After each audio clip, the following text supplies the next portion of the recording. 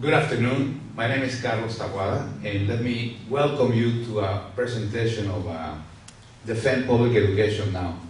Our presenter today is Don Gosney, who's going to talk to us on Proposition R. He's going to give us a critical view on Proposition R. So, welcome Don Gosney on behalf again of Defend Public Education Now. Thank you. Thank you, Carlos. Appreciate that. I want to welcome everybody here today. First off, I want to thank Argo, Aquila, and Carlos Tabola for putting this together. One of the most important things is that people have to know when they come to something like this. The two rooms off to my side here if you need to use the restrooms. Okay. This session is for information only. It is not to argue for or against the measure at all.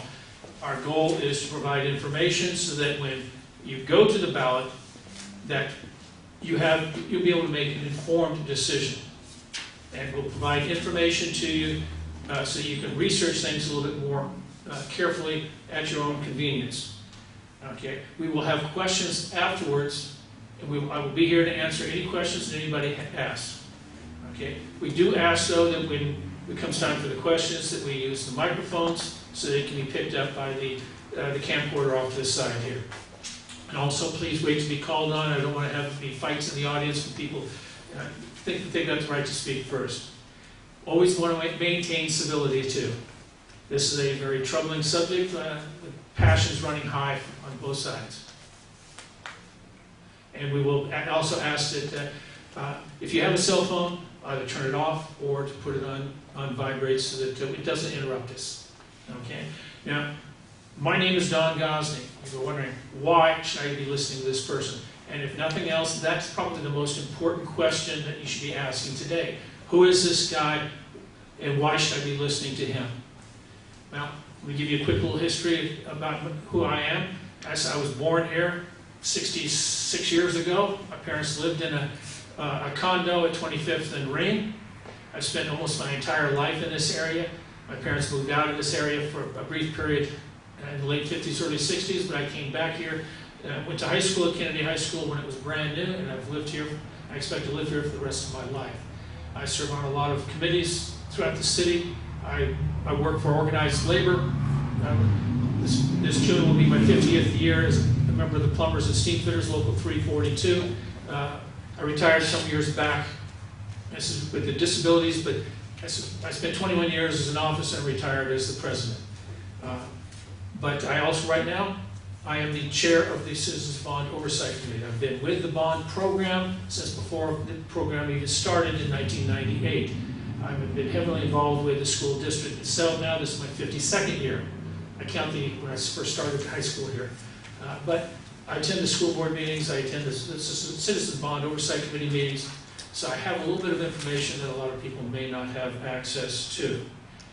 In 1998, as then president of the school board, Charles Ramsey, saw that we had schools that were falling down around our students, needed to be rebuilt.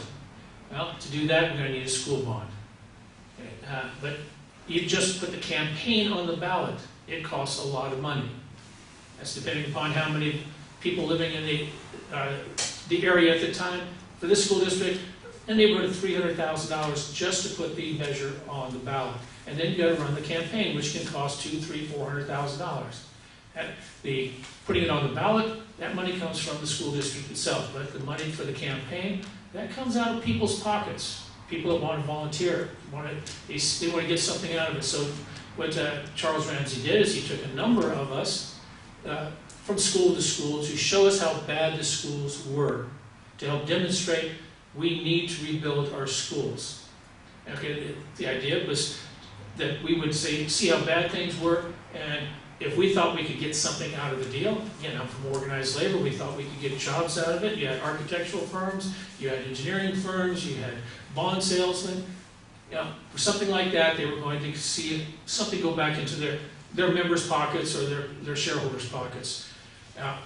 We went to El Cerrito High School, which at that time, it was built in 1936. This was at a time when these schools They were built with a expected lifespan of about 30 to 35 years. And at that point, I mean, That was 62 years. It well exceeded its shelf life, as they say.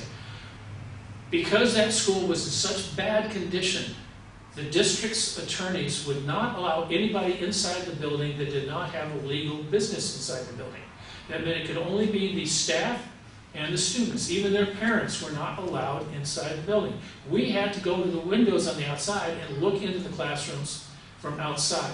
That's how bad a shape it was. Then we went over to Perry's Elementary School, where they had no electricity for the school. And which said, well, how did they light up the classrooms? It wasn't that big of a deal because they had so many holes in the roof. It was like a natural sunlight, bringing all kinds of light. Problem was that day it was raining. So the kids all had to scoot their desks over to keep the rain from coming down on them. It was like a bring your pet to school day. There were so many rats running around on the inside of the classroom. I'm sure that these kids all had names for these rats. This was to demonstrate just how bad our schools were at the time. They needed to be replaced. But then we had, in 2000, we had Proposition 39 passed. Now, Proposition 39, one of the main reasons for putting that on the ballot for bonds, it was going to reduce the percentage required for passage. Before Proposition 39, it required 2/3 majority to pass a school bond. But that's a very tough one tough threshold to meet. So what they did was, with Proposition 39, it reduced it down to 55%. But on the other hand, it required that for bonds like this, you had to have community oversight. Something like a Citizens Bond Oversight Committee.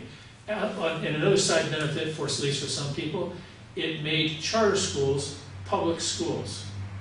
Before then, they were not considered public schools. After Proposition 39, they are charter schools, are public schools. That's not the discussion here today, but that was the result of Proposition 39. Since then, we've had multiple bond measures to try to rebuild our schools. We have 53 schools in our school district. Not all of them have been renovated or rebuilt. It's very important to understand the difference between a school bond and a parcel tax. A school bond can only be used for the facility itself, for the building, for the structure, and with minor exceptions, some of the things that go along with it, like the furniture, and strangely enough, computers are considered part of the facility itself.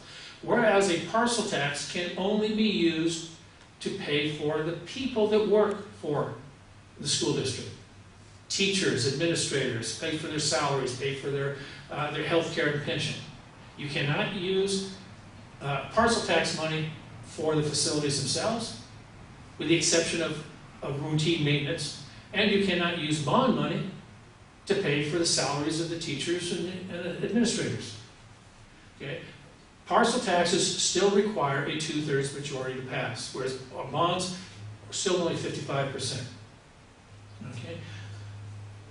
With a lot of ballot measures, there are senior or low-income exemptions.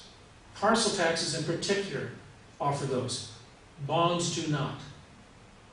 So when you get your property tax bill, you may look on there and you'll see a couple of items where you can call these numbers and fill out a number of forms and get a senior or a low-income exemption from them. But that is not the case for school bonds.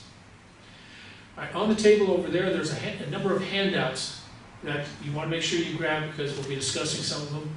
Report number 2. It's a 2-sided sheet. It's accurate as of the end of last January. It shows just how much money has been spent on each school in the district to date. And this is a question that I hear from a lot of people living in Richmond itself. Of course, more often than not, they're on the flatlands of Richmond. They say that no money has been spent on the people, the students for Richmond. And report number 2 will help demonstrate to them that to date, about $800 million has been spent on the students of Richmond. We've got a number of brand new schools. They were new at the time, at least. Lavagna Dijon was the first school built in our bond program, right in downtown Richmond. You had Coronado Elementary School, you had Nystrom Elementary School, you had Dover and elementary schools, Chavez Elementary Schools, you had brand new high school like De Anza.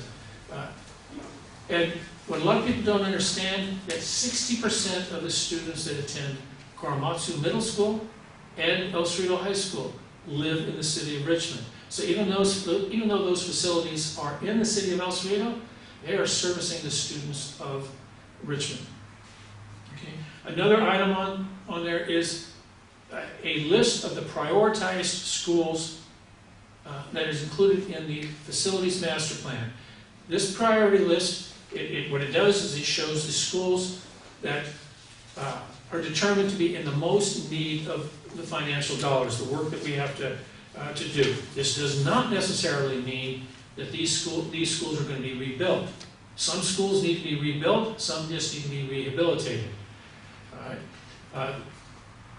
The facilities master plan is a report that needs to be updated every 5 years. It is currently, they're starting the process just a few weeks ago to start the update on it.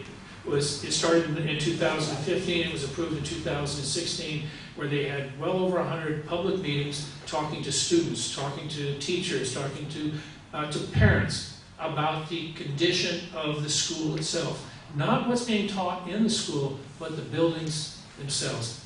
And they use that information to rank the schools on which ones were the highest on the list. And so that form looks like this. And in particular, I want you to take a look at the column that says built.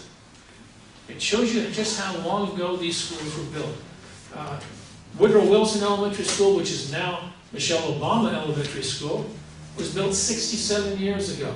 It is currently being rebuilt right now. They expect to have the ribbon cutting in early August so that the kiddies can all start the school year at that school. Lake Elementary School is also a school. It was only built 64 years ago. It is also included in the current bond program money, not Measure R money. But after that, they have no money to pay for massive projects. But the next school on the list is Steege Elementary School, and on and on and on. But one of the reasons that we have to update this is things change. Things are not the same as they were in 2015.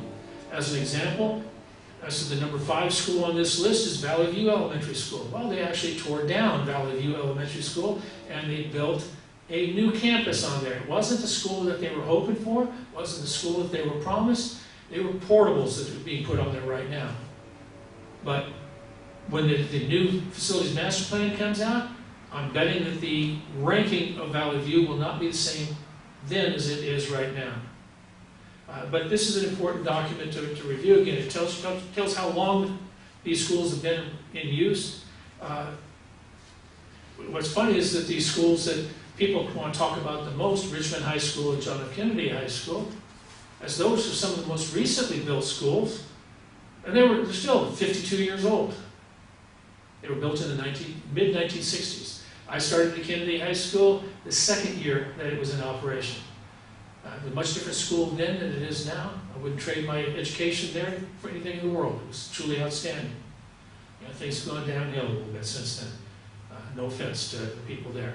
And since we mentioned Richmond High School and Kennedy High School, one of the biggest complaints about both those schools, there's no windows facing the outside. People don't understand why that's the case. When those schools were designed in the mid-1960s, one thing we were doing all across the country, we had race riots, we had anti-Vietnam War riots, we were burning places down, we were throwing bullets all over the place. Downtown Richmond, where Kaiser Hospital is right now, was a thriving business community. But we kept trying to burn them down and shooting out the windows and looting them. And so for these two schools, for the protection of the students, they sealed it off so that the bullets couldn't fly through. It sounded like a good idea at the time. In retrospect, perhaps they could have found a better way to handle the situation. But do you tear down those schools and spend $500 million on brand new schools just to put in a couple of windows? Well, that's a question for the community and for the school board to make on that. All right.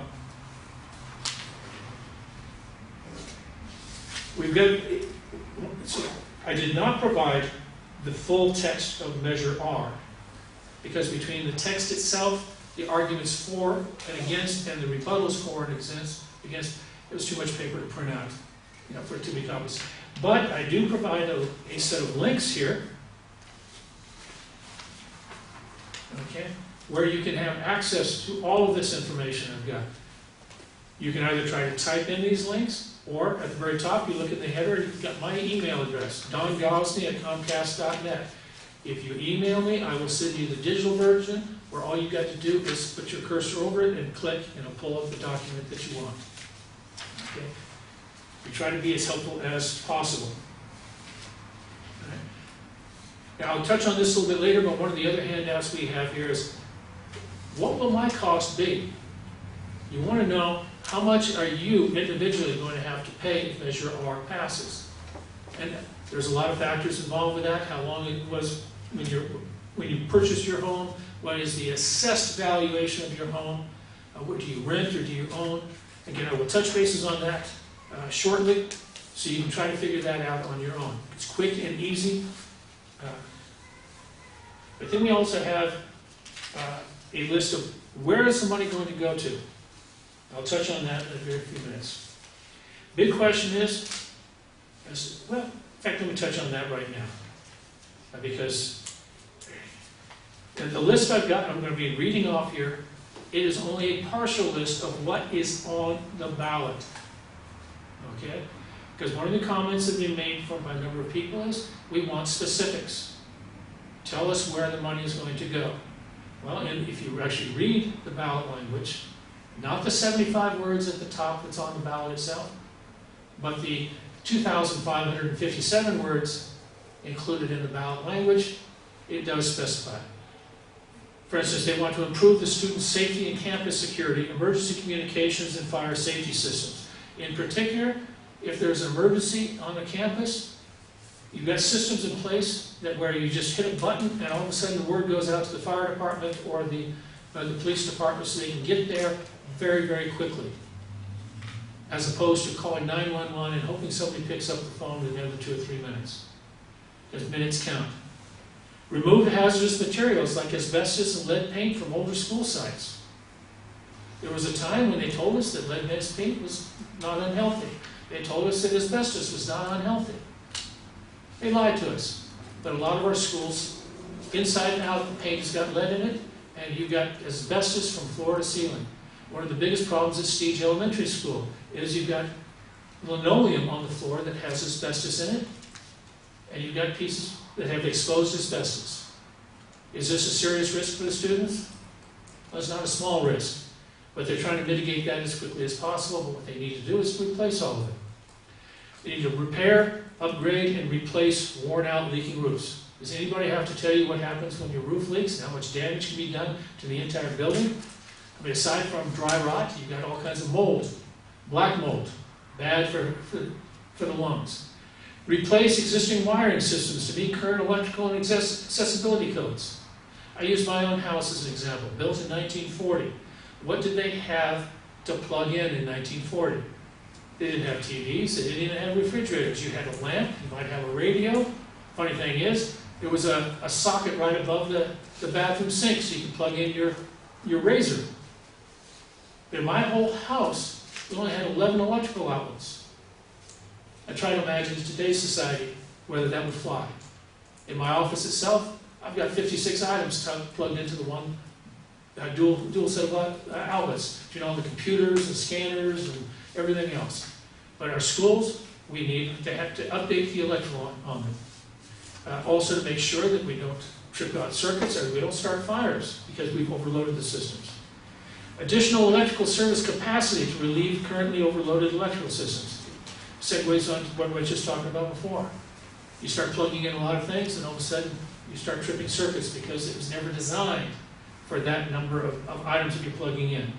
Replace existing water, sewer, plumbing, and storm drain systems to meet current codes. Up until around World War II, we were still using lead for pipes for our water supply systems. Not very healthy. We still use the lead solder. You've got galvanized pipes for the water supply, which corrode on the inside. You never ever want to work on the plumbing system in your own house and look at what the inside of your pipes look like. Bad idea. It will make you sick. Upgrade the aging and deteriorating school restrooms. We spend millions of dollars every year upgrading the restrooms in our schools. Whether it's the fact that they're just too old, or they haven't been properly maintained, or they've been abused by the students. They need to be updated. That is a serious concern. We need to comply with federal and state mandated American with Disabilities Acts, ADA, handicap accessibility requirements. We want to make sure that our handicapped students can attend our schools.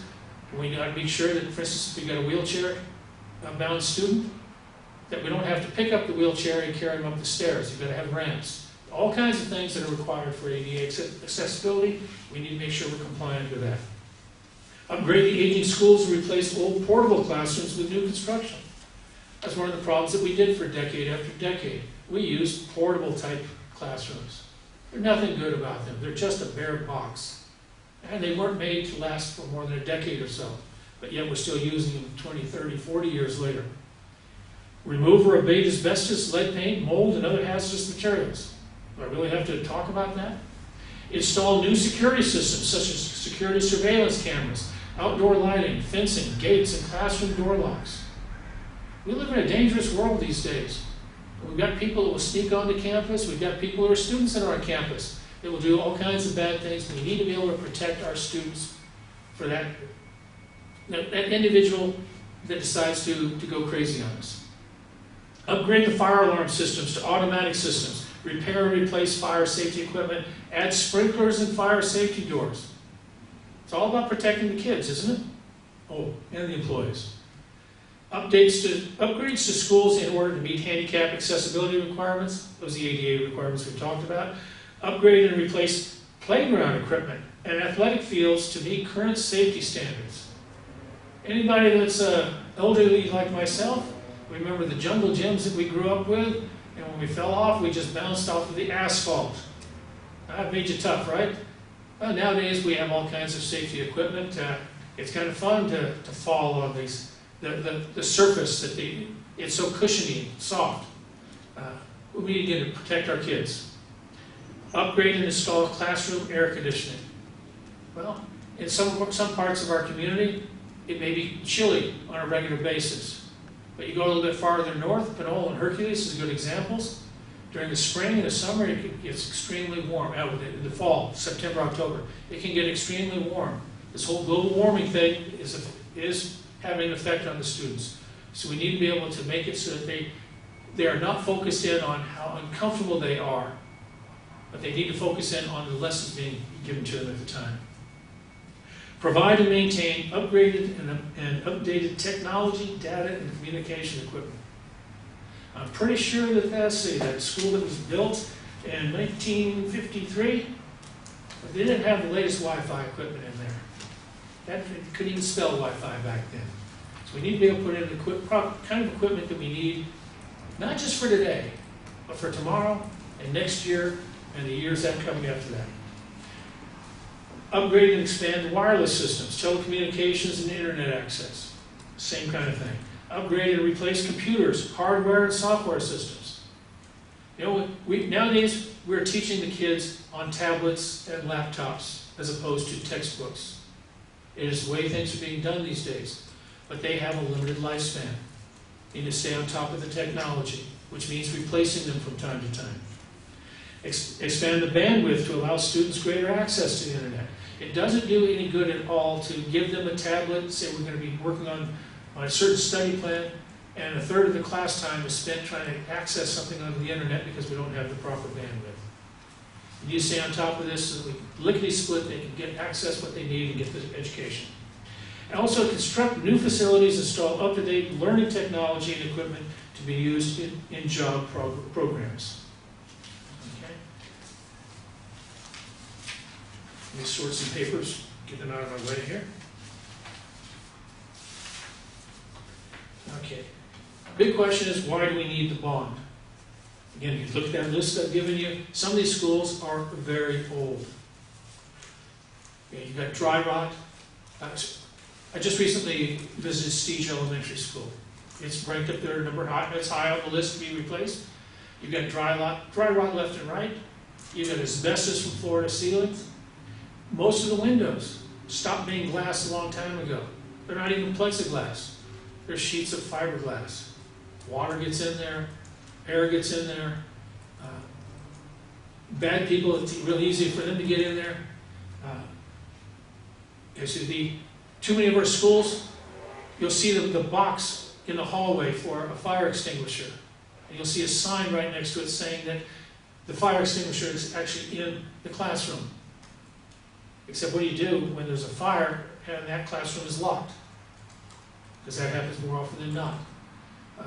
We need to be able to provide the kind of equipment at our schools which can help protect our students, help protect our teachers and staff.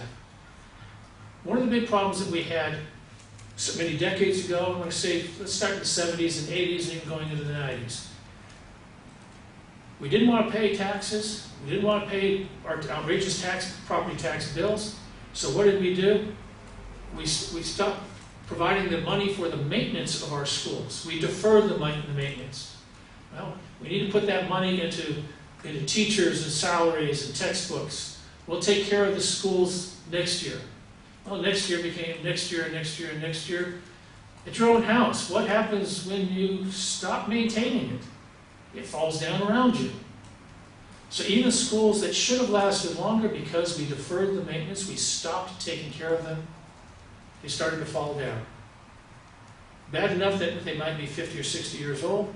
They might have lasted a little bit longer if we'd taken care of them. That was then, and we can't go back and try to fix something from before. All we can do is try to take care of the problem that we have right now. One thing that we always have to keep in mind, people will be saying, well, we can't afford this bond measure right now. We can always do it again later. Well, whether you can or you can't, that is questionable. But these schools, does anybody believe that they're going to get better on their own? If we've got a school like Steve's that is falling down around our kids, that's got the asbestos and the lead paint, you show up to work tomorrow morning, is it just going to be better on its own? No. Somebody's going to have to make it better, and that costs money. It's a sad state of affairs, just like at your own house. It doesn't get painted on its own. The roof doesn't get replaced on its own. Somebody's going to have to pay for it. But then we run into the problem of politics. Okay? Do we need a new school, or do we just want a new school? And unfortunately, too many times, our elected representatives on the school board, they will listen to the voters. It's funny. It's a novel concept in some areas. Elected officials actually listening to the electorate. But you've got some of our schools, the Taj Mahal of El Cerrito, for instance. The people in that area were demanding, we want a little theater. Okay, they spent a fortune on that little theater. Okay, it's being rented out all the time. We're making money on it. But it costs a lot of money. You've got a huge sports complex on there. People demanded it. Some of the schools, they want dance classrooms, they want art classrooms, they want music classrooms. And the elected officials listen to them. Well, the price for the schools went through the roof because of a lot of these things. Sometimes, though, elected officials have to be the adult in the room. They have to be able to say, no, we can't afford that. Yeah, it'd be nice if we had it, but giving you this brand new special lease classroom means that money I've got to take away from this school down the street. They didn't do that. And so the prices of these schools got higher than anybody expected. But the conditions of our schools, all you got to do is look around the schools. Don't look at the ones we recently built. Go back, go take a look at the 20-some-odd schools that are on this list, the priority list from the Facilities Master Plan, and take a good look at them. You'll be asking yourself, how could we let it get to this condition? What can we do to try to fix this problem for our kids? Again, you take a look at the conditions of the schools. Kennedy High School and Richmond High School we've talked about. They have fallen down, although Kennedy High School, we've completely rebuilt the science lab there. At Richmond High School, they're putting in a brand new gym right now, a new science building right now, a new health center right now. We're spending about $55 million on those two schools right now. By the way, we're getting about $19 million back from the state for the Richmond High School work. So it won't be quite as expensive. Stage falling down. We've got old technologies left and right. Hazardous materials all over the place. And again, security and the fire and safety. Unfortunately, we had an incident at Richmond High School about 12 years ago. It was a dance or a rally, something like that. A young lady got waylaid, took her over to a dark part of the campus. It was a gang rape that went on for several hours. It was a dark area, the fencing wasn't what it was supposed to be, the security wasn't what it was supposed to be. It took something like that to wake people up to say, we need to protect our students at these schools. We need to have gates, we need to have security cameras, we need to have lighting. That's only the first step in solving a problem like that, but it's an important first step. But with Richmond High, that was corrected right then and there, but we need to make sure that we don't have a repeat at some other school. Okay, big question. How much will this cost us? And here's where the handout comes in very handy. Okay, it is a percentage, $60 for every $100,000 valuation of your home. That is not the actual value of your home. Now, just an example, if you got yourself a house that is, Zillow says you can sell for $500,000, that does not necessarily mean that's what the valuation is. What you need to do is take a look at your property tax bill, where your valuation is on there. And that valuation depends on when was the house purchased. A house that was purchased quite some time ago, the valuation will be much less because Proposition 13 protected it, even if it was purchased after Proposition 13. Right? Those people that purchased their houses just recently, their valuation will be substantially higher. So you need to use the valuation, not the value of the house, but the valuation according to the county assessor. Sorry, for renters, you can't do this because your landlord has the valuation.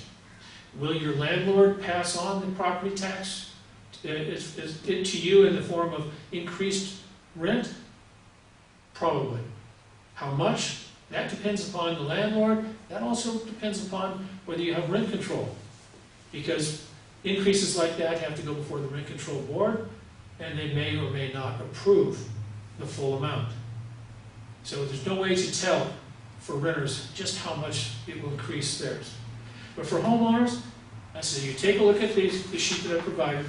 I said, what will my cost be? You're going to go online to the Contra Costa County Assessor's Office, and you'll be able to pull up your property tax bill. All right. To do that, I'm not even going to try to read the URL, it's too much. What you need to do is if you're seeing this on YouTube, on Facebook, the links will be here, so you'll be able to just click on it and then go straight to it. Make sure you follow the instructions on here, but you'll take your assessed value and you will multiply it by 0.0006. That's 3 zeros and a 6. As an example, I use just a random house that I happen to sleep in at night, where my valuation is $158,975 times the 0.0006. That's $95.37 increase to my property taxes. Whether I can afford that or not, we shall see. You're going to be paying that amount of money every year on your property taxes for the full term that property tax or the bonds are on the market. Okay. Again, there is no senior or low income exemption on that. Okay. A lot of people have been asking, what kind of oversight is there? In West Contra Costa Unified School District, we have a Citizens Bond Oversight Committee of volunteers from the community. We've had that since 2001 when Proposition 39 went into effect. But there also needs to be more community involvement itself. I'll talk more about the CBOC in a minute, but you cannot rely upon the CBOC to be doing everything for you. You need, as residents of this community, as taxpayers, we all need to stay on top of our school board, of our school district, to make sure they're representing us, that they are serving our best needs. That means that we need to attend their meetings, watch them on TV, communicate with our board members, communicate with the superintendent, do whatever is necessary to make sure that the word gets out to them so they know, what do you want? What do you expect from them? And if they're doing something that is a little bit concerning to you, you need to make sure they're aware of that. Otherwise, they're sitting back and saying, nobody said a word, so they must be in agreement with me. And that's not ever good. Okay, again, you've got all kinds of web links. On that one sheet that I told you about, you've got a lot of web links so you can access the annual reports, you can access the agenda packets for the Bond Oversight Committee, for the school district itself. Information is there, but it's up to you as voters, it's you as taxpayers to make the effort to find that information. Let's talk a little bit about the Bond Oversight Committee itself. There are 5 mandated positions by Proposition 39. A representative of a senior citizens organization, a representative of a bona fide taxpayer organization, representative of a business organization, a parent of a student in our district, and a parent who is an active member of a group like a PTA.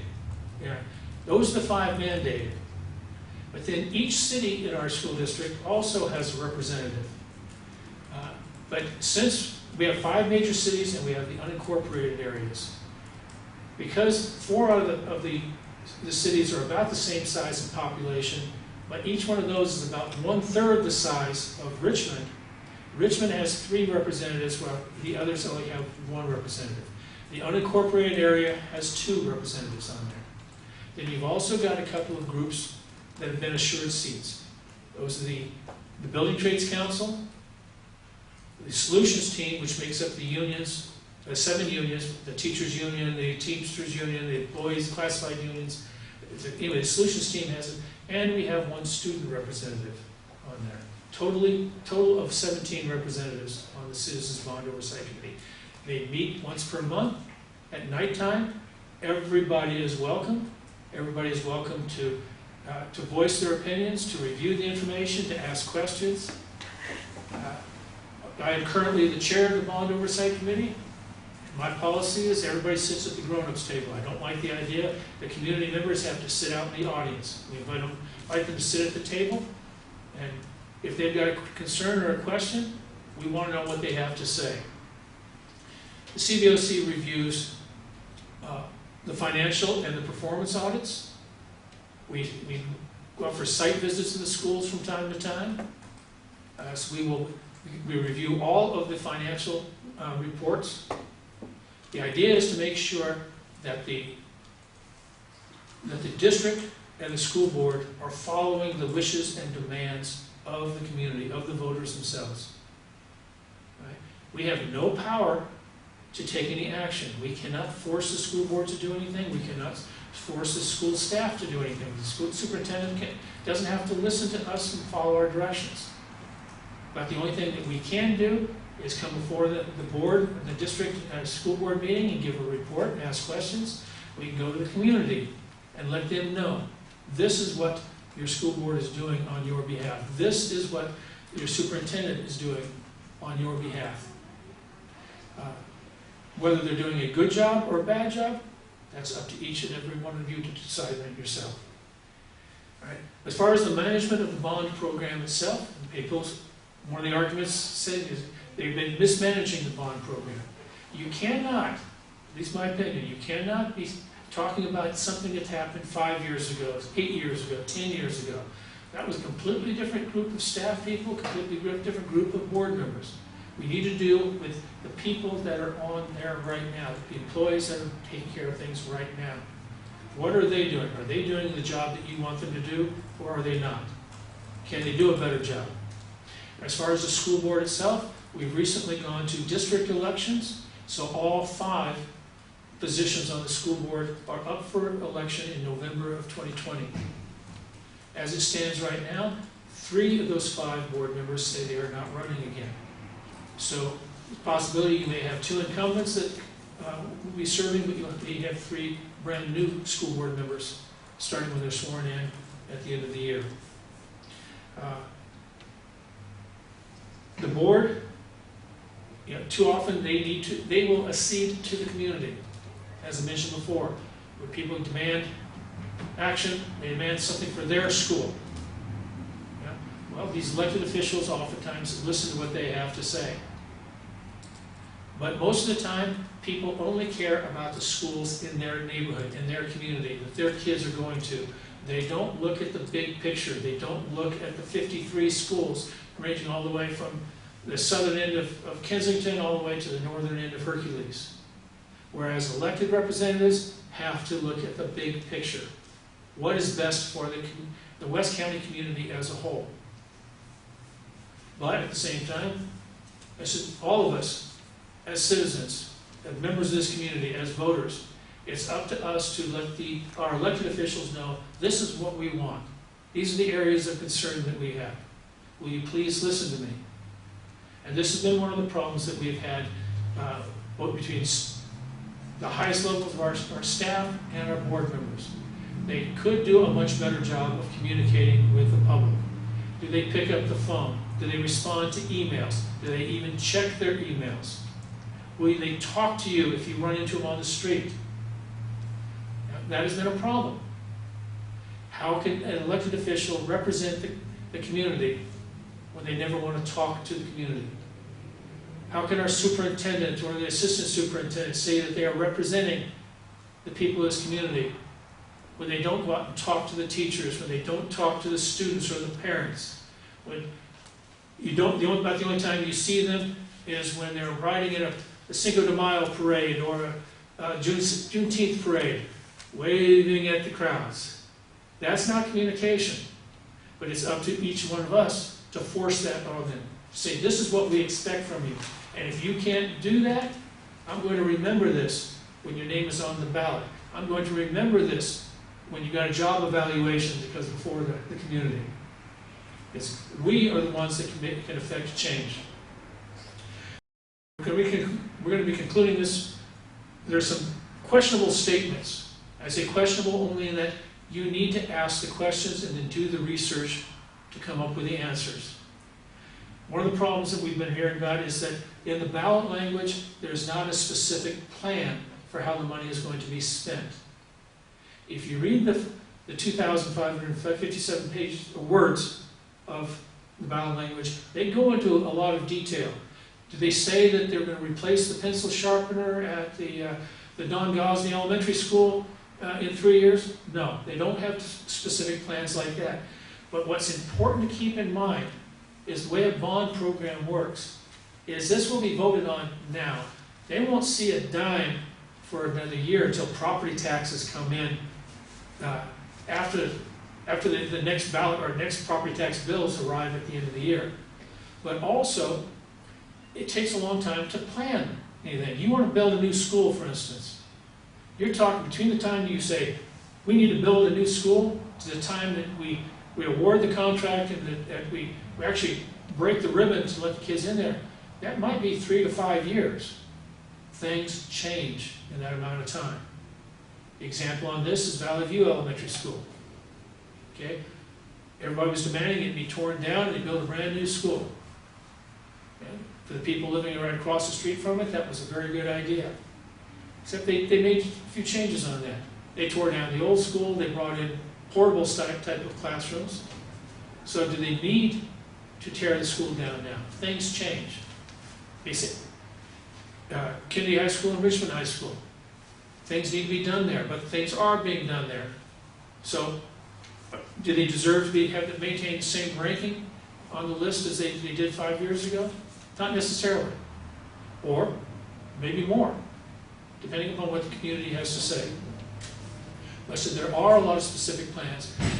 Also, when it comes to budgets, because it takes me to the next item, staff will come up with a budget for the construction project based on the expenses they expect now, today. And then it takes maybe a year and a half before it comes before the school board for them to approve of the project. And then you put it out for bid. Well, it might be 3 years between the time that budget came out and the time that the project itself comes out for a vote. The cost of labor goes up, the cost of materials goes up. You know, in the late 2000s, the cost of concrete, the cost of steel, and the cost of plywood went through the roof worldwide. Nobody fully expected it. Say, why? Beijing Olympics. They had to build all these new venues. Right? We go to war. And then we're going to decide to rebuild a Middle Eastern country. Well, they're going to need a lot of plywood, a lot of concrete, a lot of steel, a lot of copper wire. There's only a limited amount that they can produce per year. So it increases the law of supply and demand, it increases the cost. Right?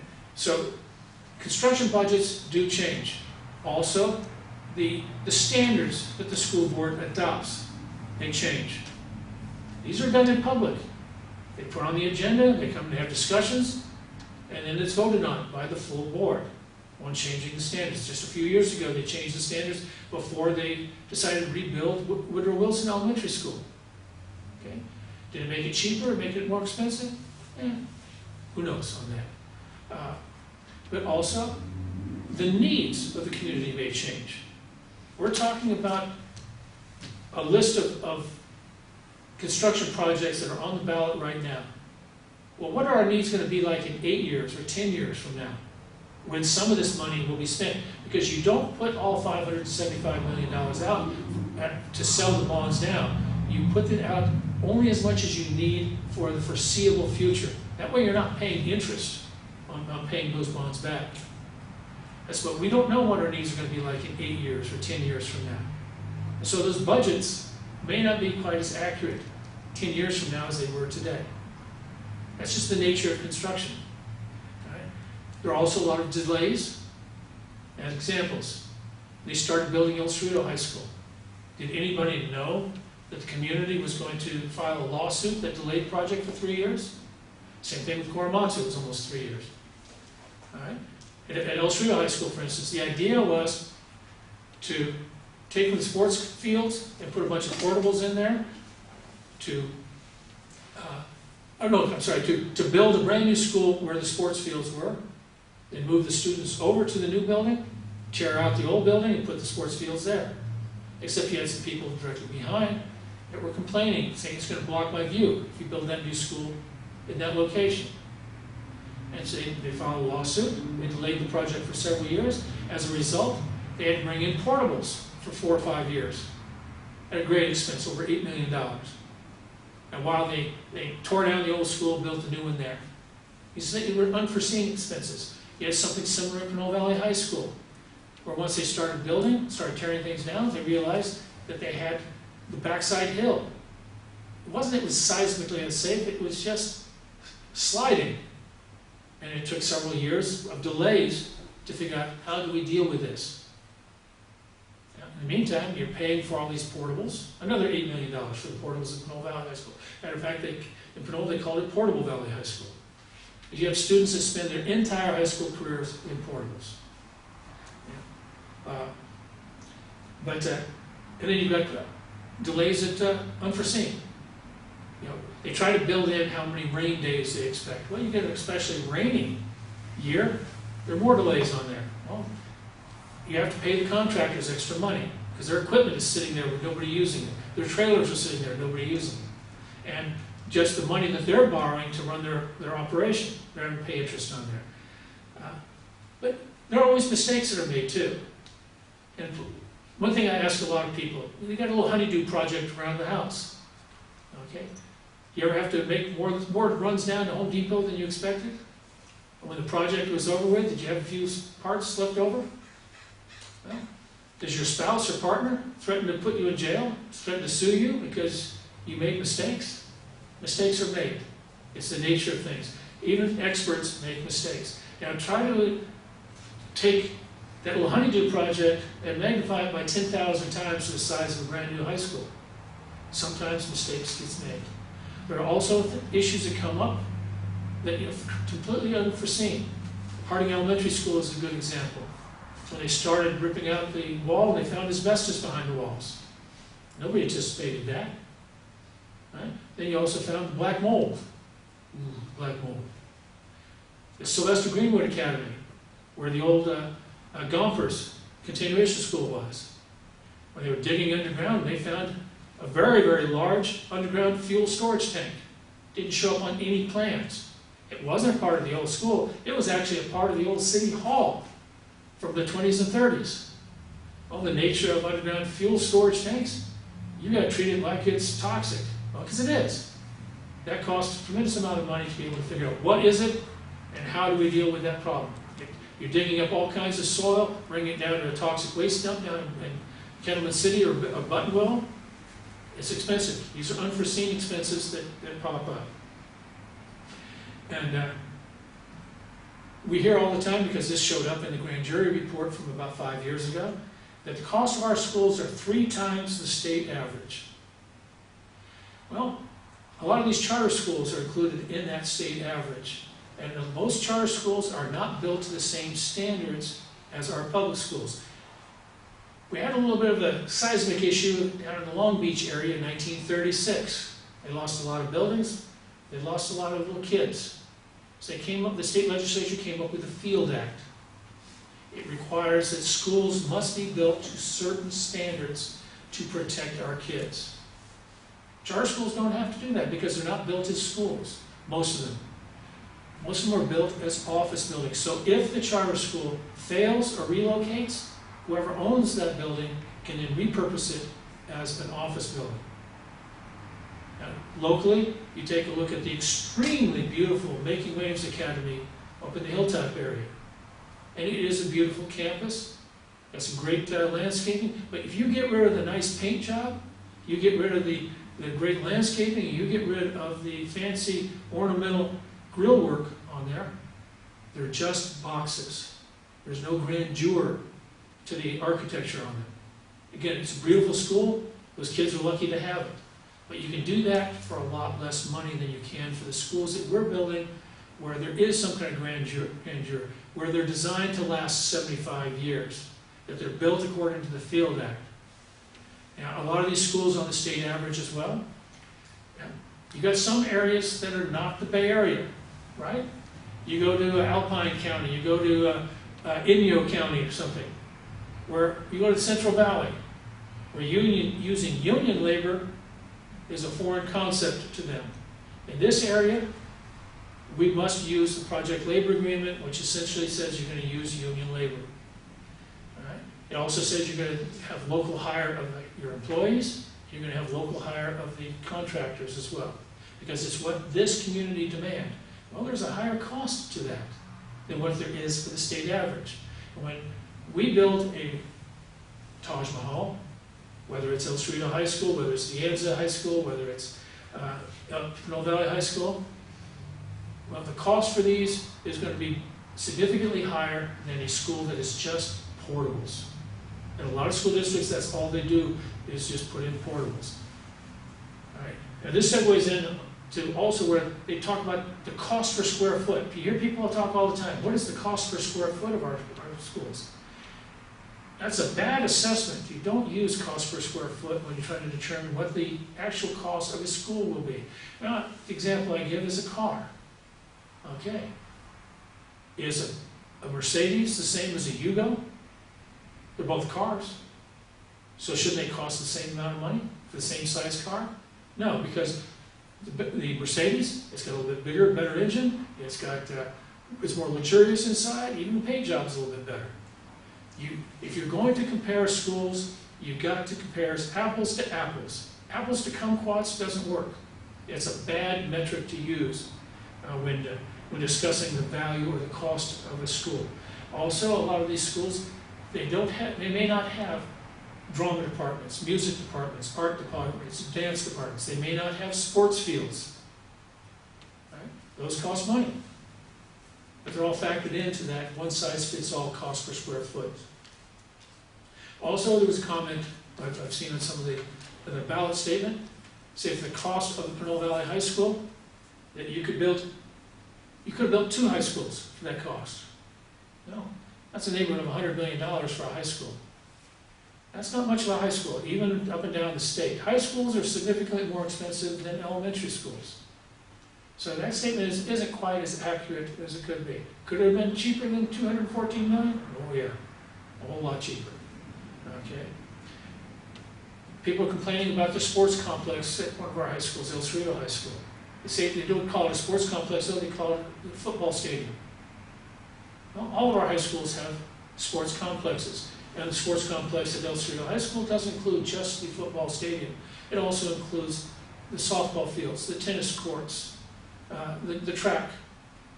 All these things cost money. Basketball courts, all these things are included in there because being a part of a sports program, it's healthy to begin with.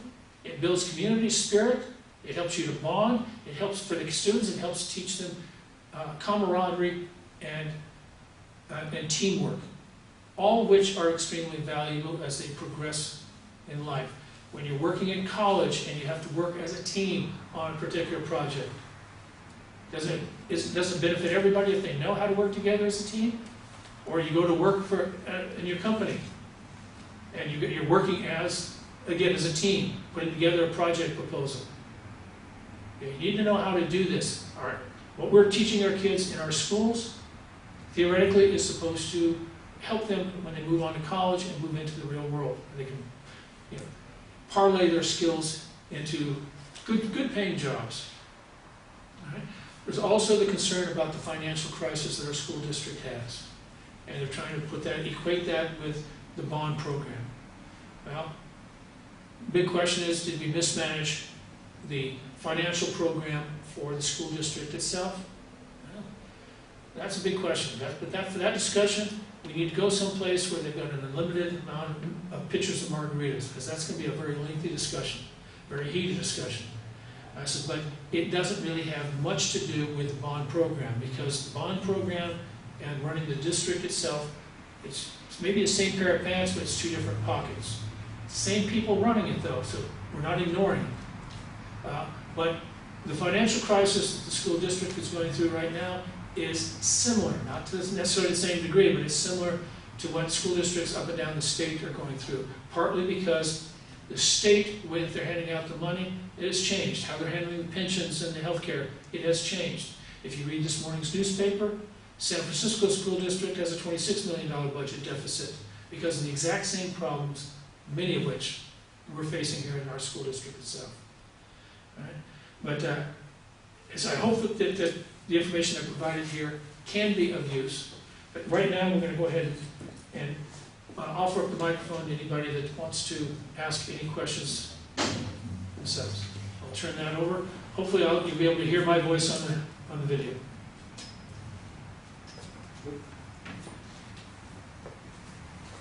Do you have any questions in the audience?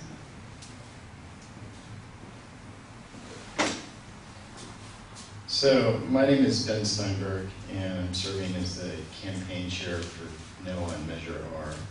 So, I think the listeners know where I'm coming from. Before I begin with a few remarks, first, I wanted to thank the organizers. Whether you agree or disagree with what's been said, or parts of what's been said, I think it's very important for the community to be able to engage in an informed dialogue about important measures before the community. I also want to thank Don. I think he did a very good job giving an overview. I don't agree with everything he said, but a lot of what he said is valid. And so, again, I think it's helpful for people to go beyond, sound bites or Facebook clips and to have a lengthy discussion. That said, I probably would need a lengthy discussion to give a different perspective on some of the issues that Don mentioned. On some of them, yeah, I agree, he's absolutely right. I'm going to speak up first on behalf of the taxpayers and what people have told me. The district has lost a lot of credibility with taxpayers. It promised in the past that if the community passed a bond, this bond, 2 bonds ago, the district would be able to finish the building program.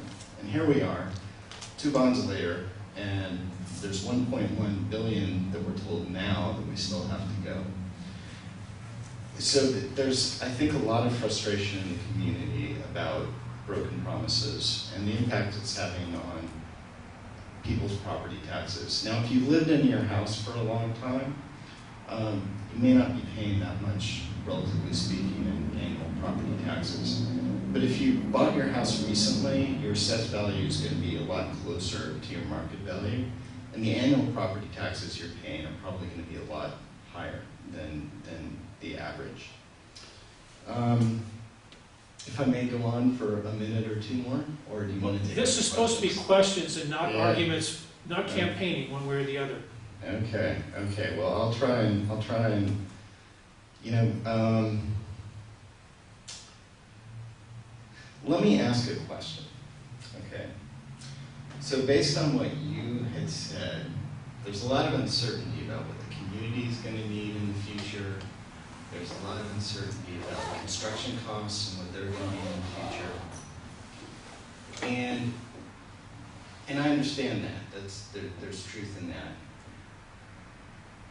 What I wonder is, would it have been a better strategy for the school to say, rather than ask for the biggest bond we've ever asked for, that will carry us far into the future, why don't we ask for a smaller bond, show that we can do it right, show that we can be cost effective, show that we're not asking for a blank check, and demonstrate to the community that we can do this the right way and we can minimize the amount of waste that exists in this bond program.